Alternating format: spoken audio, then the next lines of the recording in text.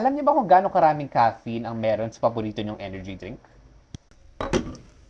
Hi, ako si Davido at itong 5 energy drink na to, sila na siguro yung pinakasikat sa Pilipinas. Actually, hindi ko alam yun. Sila lang hinahanap ko sa Robinsons. Pero pag-usapan pa rin natin sila. Sa 5 ito, Lipovitan, Cobra, Sting, Red Bull, at Monster.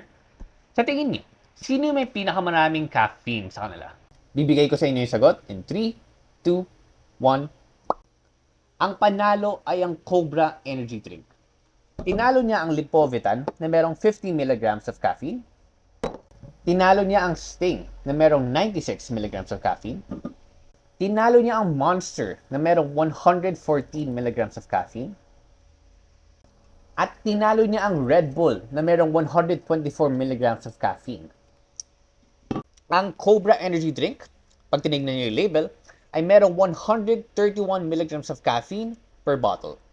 Kaya kung naghahanap talaga kayo ng pampagising kasi meron kayong kailangan tapusin, definitely dapat nyo i-consider yung Cobra kasi siya may pinakamaraming caffeine.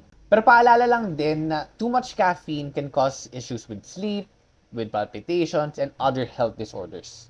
Kaya kung kayo naman ay medyo caffeine conscious na, definitely dapat nyong iwasan ng Cobra. Alam niyo, personally, ito talaga yung paborito kong energy drink. Siya talaga yung iniinom ko pag mayroon akong kailangan tapusin. Pero now, knowing na siya may pinakamaraming caffeine sa lahat ng energy drinks, medyo nagadalawang isip ako. Kayo ba? Iinom pa rin ba kayo ng Cobra knowing na siya may pinakamaraming caffeine? Let me know in the comments.